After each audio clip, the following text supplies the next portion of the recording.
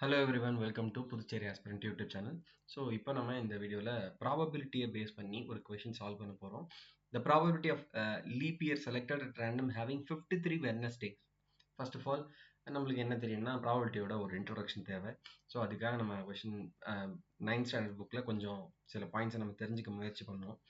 So அதன்படி பார்த்தீங்கன்னா probability யார் பண்ணது அதெல்லாம் தேவையில்லை. பட் இந்த பாயிண்ட் பாருங்களேன், ஸ்டேட்மெண்ட்டா it is the ratio of the favourable cases to the total number of possible cases அப்படின்ற வார்த்தையில் சொல்கிற வேர்டு எது குறிப்பிடும் அப்படின்னா ப்ராபபிலிட்டியை சொல்கிறதா அர்த்தம். It is the probability is the ratio of the favourable cases to the total number of possible cases. அதாவது இதை பற்றி இன்னொன்று டீட்டெயிலாக நம்ம பார்ப்போம், வார்த்தையாக இருக்குது இங்கே. இதை தாண்டி அடுத்தது என்ன அப்படின்னு பார்த்தீங்கன்னா ட்ரையல்னா என்ன, அவுட்கம்னா என்ன. இது 9th ஸ்டாண்டர்டில் இருக்க ஒரு சில விஷயம், பேசிக் பாயிண்ட்ஸ் தான். இதை ரீட் பண்ணி பாருங்க. ட்ரையல்னா என்ன, அவுட்கம்ஸ்னா என்ன, சாம்பிள் பாயிண்ட்னா என்ன, சாம்பிள் ஸ்பேஸ்னா என்ன. ஓகே, இதெல்லாம் ஜஸ்ட் ரீட் பண்ணி பாருங்க. கண்டிப்பாக பேசிக்காக தெரிஞ்சுக்க வேண்டிய விஷயங்கள் இது. ரொம்ப கிளியராக சொல்லணும் அப்படின்னா ப்ராபபிலிட்டிக்கு ஒரு ஃபார்முலா மாதிரி ஒன்று கொடுக்கணும் அப்படின்னா இதுதாங்க. P of E equal to N of E divided by N of S. ரொம்ப ரொம்ப முக்கியம். ப்ராபபிலிட்டிக்கான ஃபார்முலா அப்படின்னு பார்த்தீங்கன்னா P of E is equal to N of E divided by N of S. இதில் N of E அப்படின்றத number of, இதுதான் ரேஷியோன்னு படித்தோம் நம்ம, number of favourable outcomes to the total number of outcomes. So இதான் வந்து பேசிக்காக ஒரு ப்ராபபிலிட்டிக்கான ஃபார்முலா. கண்டிப்பாக இதை நீங்கள் நோட்டில் எழுதி வச்சுக்கோங்க, இந்த நம்ம ஸ்டார் பண்ணியிருக்கிறத. அடுத்த முக்கியமான விஷயம் என்ன அப்படின்னு பார்த்தீங்கன்னா ப்ராபபிலிட்டியோட ரேஞ்சுங்க. ரேஞ்ச் ஆஃப் ப்ராபபிலிட்டி எந்த ரேஞ்சுக்குள்ளே இருக்கும் அப்படின்னா 0 to 1. Yes, range of probability வந்து 0 to 1. அந்த P of E-யோட வேல்யூ, P of E-யோட ரேஞ்ச் எங்கே இருக்குன்னா 0க்கு மேலே 1க்குள்ள இப்படி தான் இருக்கும். ஓகேவா? ஸோ இது ஒரு முக்கியமான பாயிண்ட்டு, இதை நீங்கள் மறக்கக்கூடாது. Range of probability should be lie between 0 to 1. அவ்வளோதான். அதை தாண்டி 0க்கு கம்மியாகவும் நெகட்டிவ்ல வரக்கூடாது, 1க்கு அதிகமாகவும் போகக்கூடாது. ஓகேவா?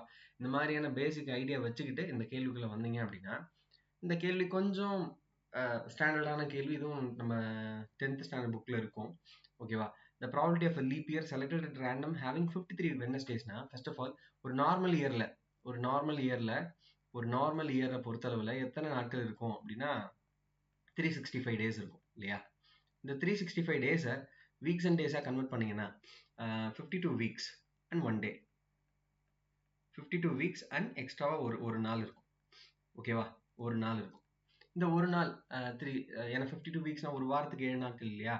இப்போ 52 into 7 அப்படின்னு இப்போ கால்குலேட் பண்ணீங்க அப்படின்னா 364 கிடைக்கும். அந்த 364 கூட 1 ஆட் பண்ணால் 365. ரைட், விஷயத்துக்கு வருவோம். 52 வீக்ஸ்லையும் அதாவது 52 மண்டேஸ் இருக்கும், 52 டியூஸ்டேஸ் இருக்கும், 52 வெட்னஸ்டேஸ் இருக்கும். ஓகேவா? ஸோ கேட்குற கேள்வி என்னன்னா 53 வெட்னஸ்டே வரதுக்கான வாய்ப்பு என்ன அப்படின்னு கேட்குறாங்க. 52ன்றது கண்டிப்பாக வந்துட போகுது.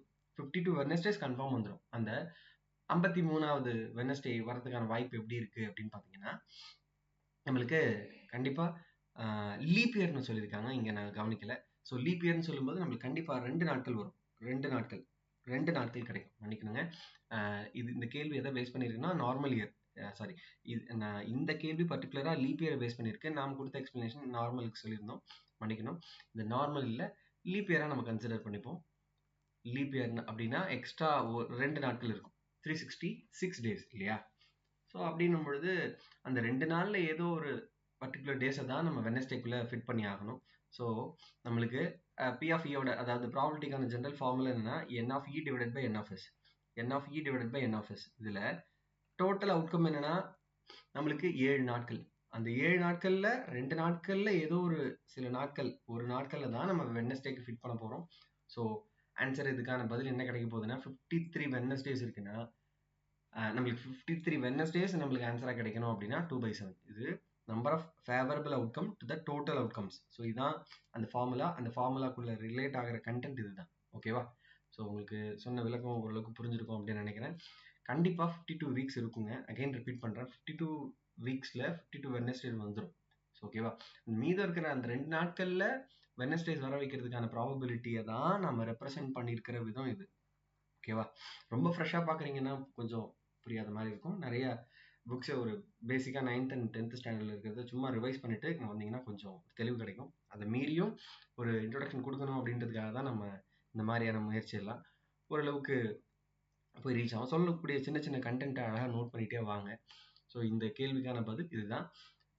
இதுக்கான காரணங்களையும் என்னால் முடிஞ்ச அளவுக்கு எக்ஸ்பிளைன் பண்ணியிருக்கேன். கண்டிப்பாக நீங்களும் புரிஞ்சுக்க முயற்சி பண்ணணும். நன்றி, வணக்கம். அடுத்த கேள்வியில் மீட் பண்ணுவோம்.